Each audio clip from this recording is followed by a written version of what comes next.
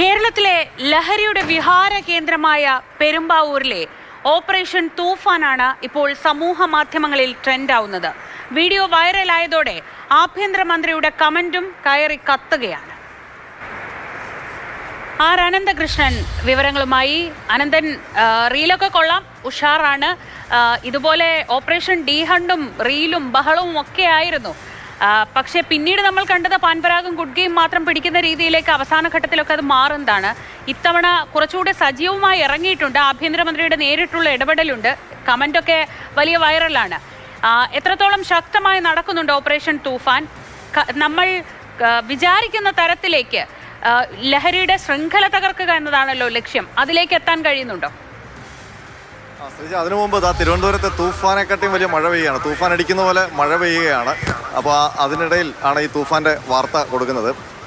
ഇപ്പം നമുക്കറിയാം, ഈ പെരുമ്പാവൂർ ടൗൺ എന്ന് പറയുന്നത് അടുത്ത കാലത്ത് കുപ്രസിദ്ധി ആർജിച്ചു. കാരണം അവിടെ ഈ അതിഥി തൊഴിലാളികളുടെ ഇടയിൽ വ്യാപകമായി ലഹരി വിൽപ്പന നടക്കുന്നു എന്നൊക്കെയുള്ള പരാതികളൊക്കെ ഉണ്ടായിരുന്നു. നമ്മൾ തന്നെ മാതൃഭൂമി ന്യൂസ് തന്നെ പരസ്യമായ മദ്യപാനവും ലഹരി ഉപയോഗമൊക്കെ ഒരുപാട് തവണ റിപ്പോർട്ട് ചെയ്തിട്ടുണ്ട്. പക്ഷേ കാര്യക്ഷമമായ നടപടികളൊന്നും ഉണ്ടായിട്ടില്ല. അത് അവിടുത്തെ നാട്ടുകാരുടെ സ്വൈര്യ ജീവിതത്തെയൊക്കെ ബാധിക്കുകയും ചെയ്തിരുന്നു. ഏതായാലും കഴിഞ്ഞ ദിവസം ഓപ്പറേഷൻ തൂഫാൻ്റെ ഭാഗമായി ASPയുടെ നേതൃത്വത്തിൽ അവിടെ വലിയ റെയ്ഡ് നടന്നു. ടൗണിലൊക്കെ ഓടി നടന്ന് ഈ ലഹരി ഉപയോഗിക്കുന്നവരെ, പ്രത്യേകിച്ച് ഈ കഞ്ചാവും MDMA മാത്രമല്ല, നിരോധിത പുകയില ഉൽപ്പന്നങ്ങളൊക്കെ വ്യാപകമായി ഉപയോഗിക്കുന്നുണ്ട്. അതൊക്കെ എവിടെ നിന്നാണ് വരുന്നതെന്ന് നമ്മൾ അതിശയിച്ചു പോകും. അപ്പോൾ അവിടെ ഒളിപ്പിച്ചു വെച്ചിരുന്ന കടകളുടെയൊക്കെ പിൻവശത്തും സ്റ്റെയറുകളുടെ ഇടയിലും ഒക്കെ ഒളിപ്പിച്ചു വെച്ചിരുന്ന അത്തരം ലഹരി വസ്തുക്കളൊക്കെ പിടികൂടുകയും വഴിയെ പോയ ആൾക്കാരെ റാൻഡമായിട്ട് പരിശോധിക്കുകയും ഒക്കെ ചെയ്യുന്ന ദൃശ്യങ്ങളാണ് പെരുമ്പാവൂർ സ്റ്റോറീസ് എന്ന് പറയുന്ന ഒരു ഇൻസ്റ്റാ പേജിൽ അത് റീലായിട്ട് വന്നത്.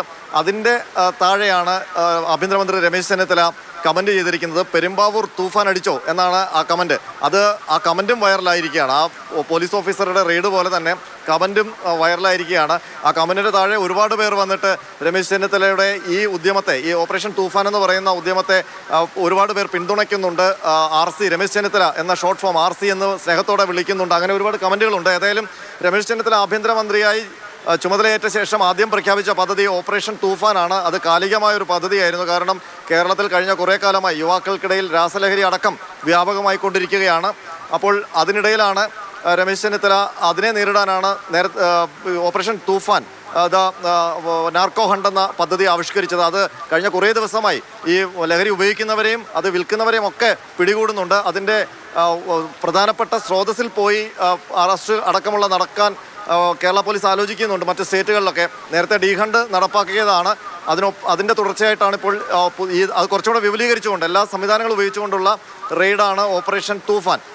ഏതായാലും അത് ഗംഭീരമായി പോകുന്നു എന്നതിൻ്റെ തെളിവാണ് പെരുമ്പാവൂരിൽ കഴിഞ്ഞ ദിവസം നടന്ന റെയ്ഡ്. അതിനൊപ്പം തന്നെ തൂഫാൻ കേരളത്തിലാകെ ആഞ്ഞടിക്കുന്നത് പോലെ തിരുവനന്തപുരം നഗരത്തിൽ ഇതായിപ്പോൾ മഴ ആഞ്ഞടിച്ചുകൊണ്ടിരിക്കുകയാണ്.